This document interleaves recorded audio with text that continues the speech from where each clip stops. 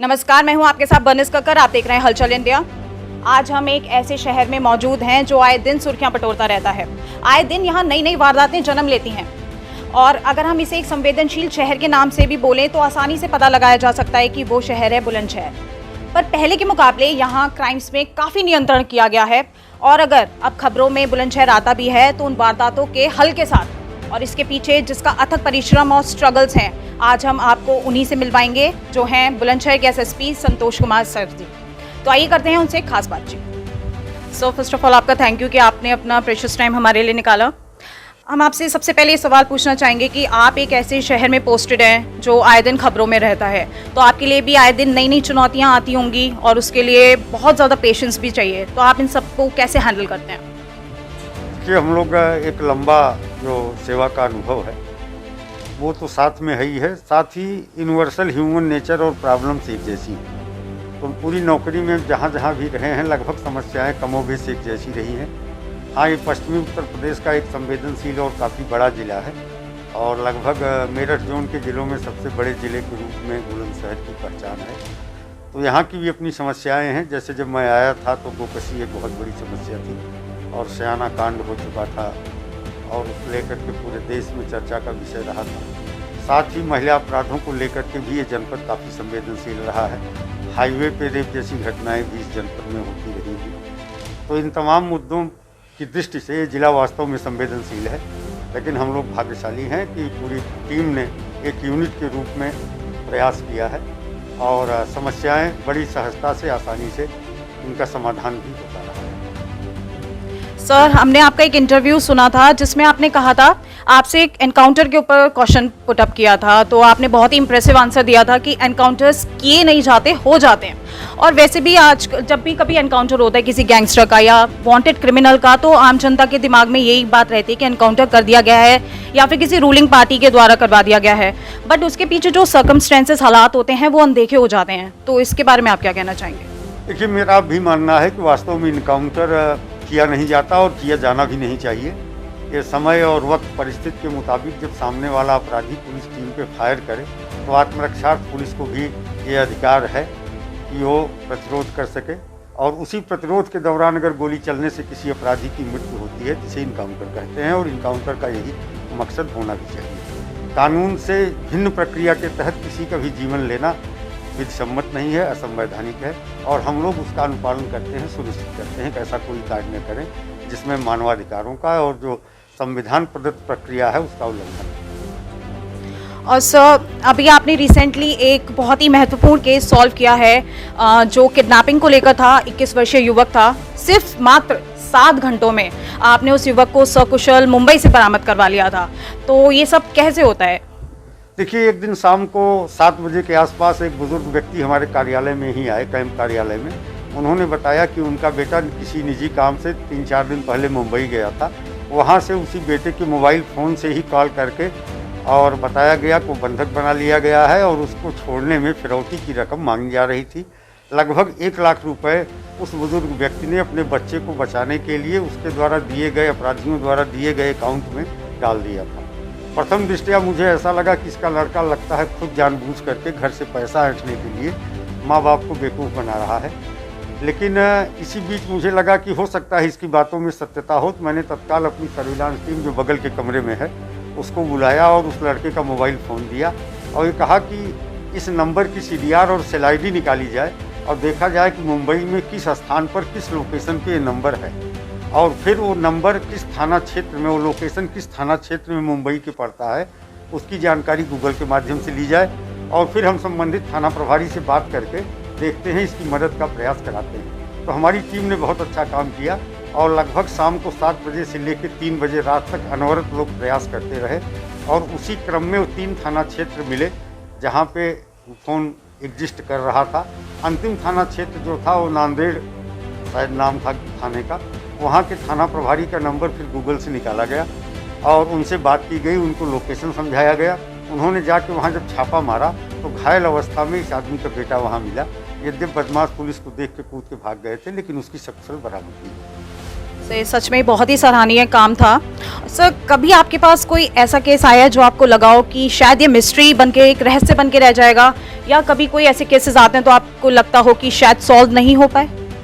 देखिए, एक प्रकरण बड़ा गंभीर हुआ था। लगभग 9 अगस्त 2020 की घटना थी, जब सुदीक्षा भाटी के नाम से अंतर्राष्ट्रीय स्तर पर एक मुद्दे को मीडिया ने उठाया था और ये साबित करने की कोशिश की थी कि इसकी जो मौत हुई है वो एक्सीडेंटल न हो करके और छेड़खानी की वजह से हुई है। तो एक बहुत ही टफ चैलेंजिंग जॉब था उस आदमी को ट्रेस करना जिसकी मोटरसाइकिल से वो एक्सीडेंट हुआ था, कहीं कोई नंबर नहीं थे, और ये साबित करना कि ये प्रकरण छेड़खानी से जुड़ा हुआ है या वास्तव में एक दुर्घटना थी। उसमें हमारी टीम ने बहुत अच्छा प्रयास किया।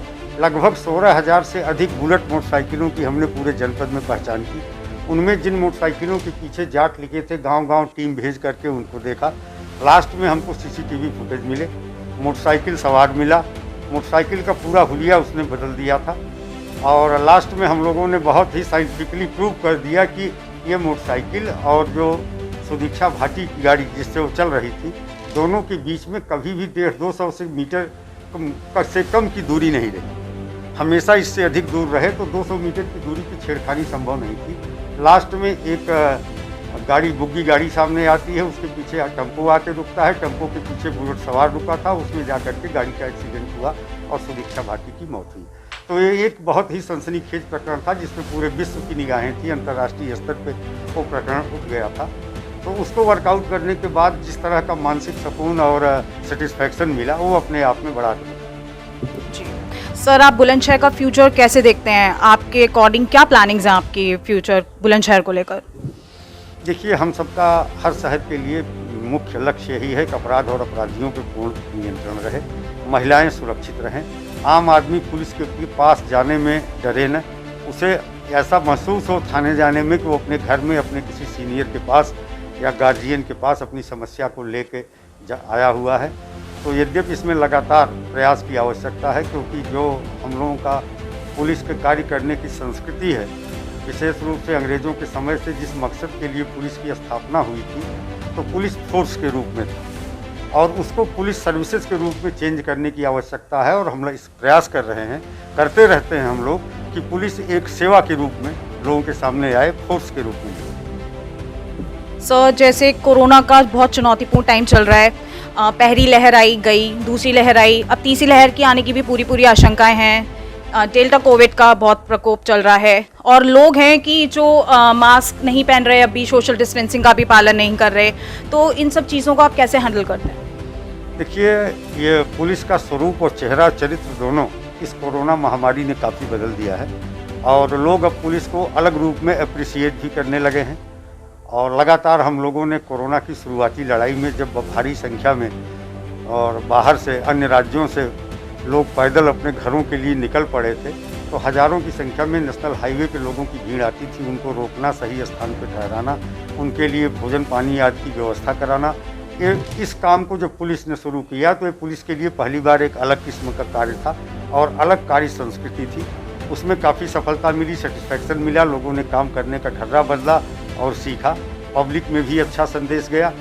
और इसके साथ ही साथ चूँकि दुर्भाग्य ये है जिस संस्कृति में हम लोग रहते हैं, कभी भी लोग अपने सुरक्षा के लिए नहीं बल्कि पुलिस के डर की वजह से हेलमेट लगाते हैं, पुलिस की डर की वजह से मास्क लगाते हैं।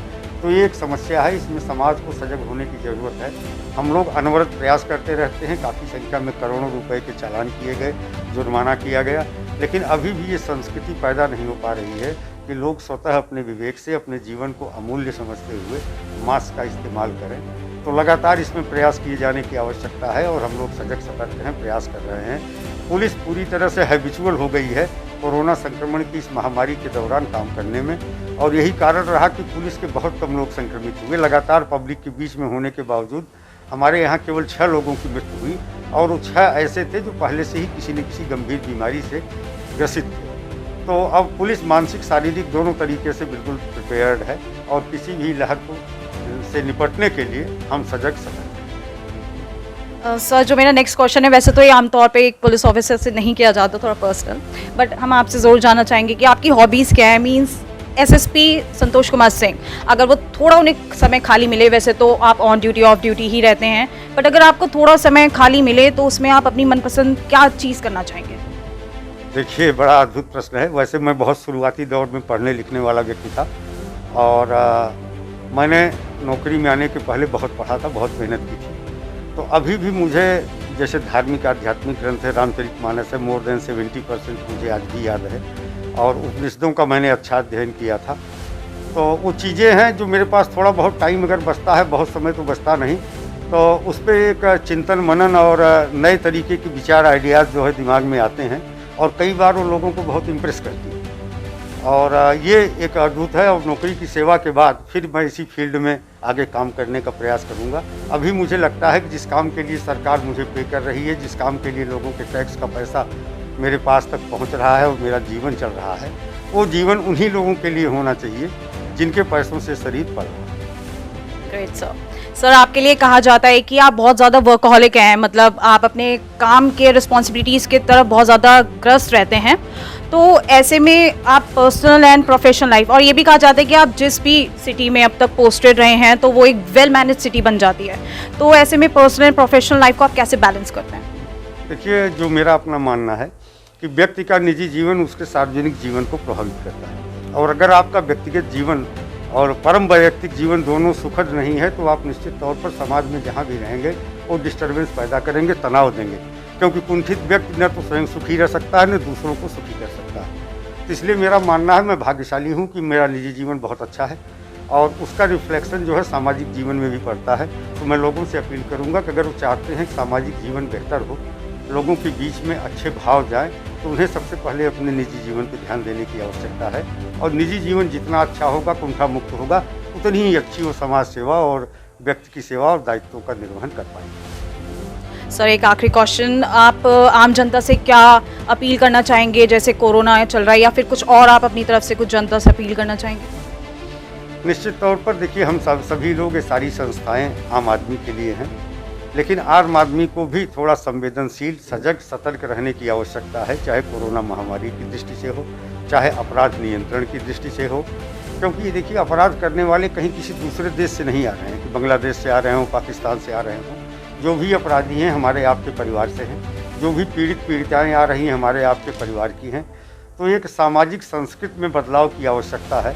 विशेष रूप से पश्चिमी उत्तर प्रदेश के जिले बुलंदशहर जहाँ मैं हूँ, यहाँ महिला अपराधों के प्रति स्थिति अच्छी नहीं है और महिलाओं के प्रति नज़रिया, संवेदनशीलता दोनों में कमी है पूरब की तुलना में। तो मैं चाहूँगा कि महिलाओं के प्रति सम्मान बढ़े, महिला अपराधों में बहुत तेज़ी के साथ कमी आए। मेरे कार्यालय में प्रतिदिन अगर 100 लोग आते हैं तो 70-75 केवल महिलाएं आती हैं जो पारिवारिक जीवन से, दहेज उत्पीड़न से या अन्य किसी प्रकार के मानसिक उत्पीड़न से दुखी होकर के आती हैं। तो ये एक गंभीर समस्या है, विशेष रूप से मेरठ और पश्चिमी यूपी के जिलों में। तो पूरे समाज के लोगों को इस दिशा में सोचना है, क्योंकि हर आने वाली पीड़िता किसी की बेटी है, किसी की बहू है। तो ये समस्या सबके लिए है, वही आदमी कहीं न कहीं पीड़क है, कहीं पीड़ित है।